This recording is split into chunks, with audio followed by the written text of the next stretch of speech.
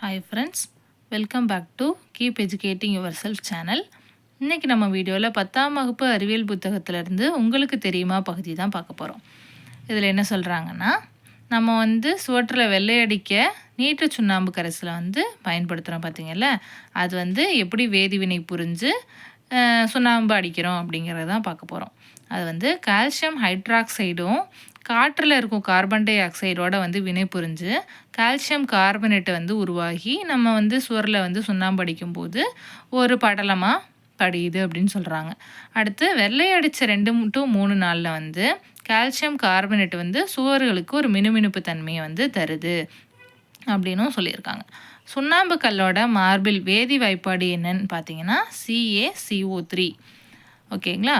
இது எப்படி வினை புரியுதுன்னா CaOH2 நீற்று சுண்ணாம்பும் கால்சியம் ஹைட்ராக்சைடும் கார்பன் டை ஆக்சைடும் வினை புரிஞ்சு கால்சியம் கார்பனேட்டாக நமக்கு கிடைக்குது.